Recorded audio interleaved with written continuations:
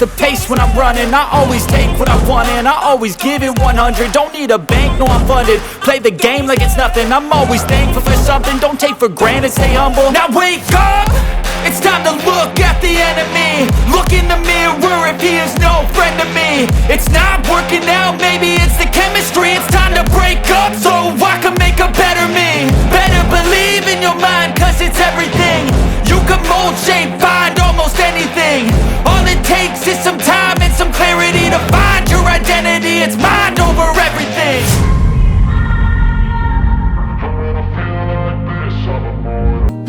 ನಮಸ್ಕಾರ ಸ್ನೇಹಿತರೆ, ಸಖತ್ ಬೆಂಗಳೂರು ಯೂಟ್ಯೂಬ್ ಚಾನಲ್ಗೆ ತಮಗೆಲ್ಲ ಸ್ವಾಗತ. ಡಿಸ್ಕವರಿ ವಿಲೇಜಿಗೆ ಬಂದಿದ್ದೀವಿ. ಅದ್ರ ಹತ್ರನೇ ಒಂದು 200ರಿಂದ 300 ಮೀಟರ್ ಹತ್ರನೇ ಒಂದು ಪುರಾತನವಾದ ದೇವಸ್ಥಾನ ಕೂಡ ಇದೆ. ಈ ದೇವಸ್ಥಾನದ ಹೆಸರು ಶ್ರೀ ಕಣವೆ ಬಸವೇಶ್ವರ ಸ್ವಾಮಿ ದೇವಸ್ಥಾನ ಅಂತ.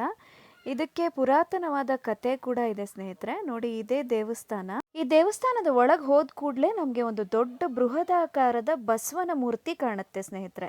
ನೋಡಿ, ಇದೇ ಬಸವನ ಮೂರ್ತಿ. ಈ ಬಸವನ ಮೂರ್ತಿ ಯಾರು ಪ್ರತಿಷ್ಠಾಪನೆ ಮಾಡಿರೋದಲ್ಲ, ಇದು ಉದ್ಭವ ಮೂರ್ತಿ ಅಂತಾನೆ ಹೇಳ್ತಾರೆ. ಅಂದರೆ ತಾನಾಗೆ ಹುಟ್ಕೊಂಡು ಇಲ್ಲಿ ಇರೋದು ಅಂತ ಹೇಳ್ತಾರೆ.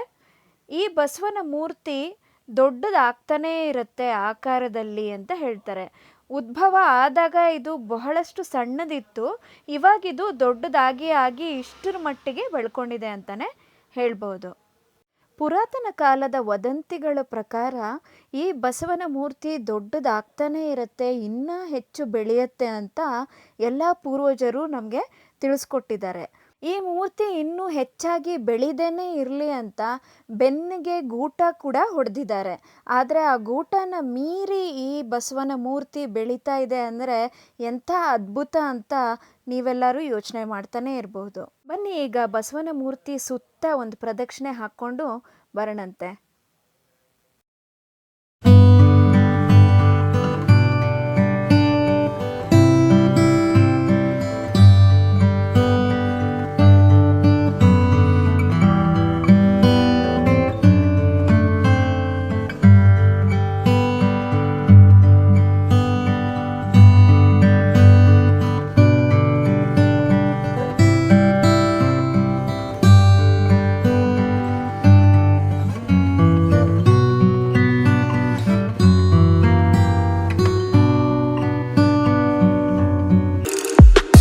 ನೋಡಿದ್ರಲ್ಲ, ದೊಡ್ಡ ಬಸವನ ಮೂರ್ತಿ ಕೆಳಗಡೆನೆ ಒಂದು ಕಲ್ಲಿನ ಕೋಳಿ ಕೂಡ ಇದೆ. ನೋಡಿ, ಇದೇ ಕಲ್ಲಿನ ಕೋಳಿ. ಈ ಕಲ್ಲಿನ ಕೋಳಿ ಕೂಗಿದಾಗ ಬಸವ ದೊಡ್ಡದಾಗಿ ಎದ್ದು ಬರುತ್ತೆ. ಬಸವ ಎದ್ದು ಬಂದಾಗ ಲೋಕಕ್ಕೆ ಪ್ರಳಯ ಆಗತ್ತೆ ಅನ್ನೋ ವದಂತಿ ಇದೆ. ದೇವಸ್ಥಾನಕ್ಕೆ ಸಂಬಂಧಪಟ್ಟ ಕಥೆಯನ್ನು ಕೇಳಿದ್ರಲ್ಲ ಸ್ನೇಹಿತರೆ, ತಮಗೂ ಎಲ್ಲ ಈ ಕಣವೆ ಬಸವೇಶ್ವರ ಸ್ವಾಮಿ ದೇವಸ್ಥಾನ ಇಷ್ಟ ಆಗಿದೆ ಅಂತ ನಾವು ತಿಳ್ಕೊತೀವಿ. ಈ ವಿಡಿಯೋ ತಮಗೆಲ್ಲ ಇಷ್ಟ ಆದಲ್ಲಿ ದಯವಿಟ್ಟು ಲೈಕ್, ಶೇರ್ ಹಾಗೂ ಸಬ್ಸ್ಕ್ರೈಬ್ ಮಾಡಿ. ಬೆಲ್ ಐಕನ್ ಕೂಡ ಒತ್ತಿ. ನಮ್ಮ ಲೇಟೆಸ್ಟ್ ಅಪ್ಡೇಟ್ಸ್ ತಮ್ಮವರೆಗೂ ಖಂಡಿತ ತಲುಪುತ್ತೆ. ಧನ್ಯವಾದಗಳು.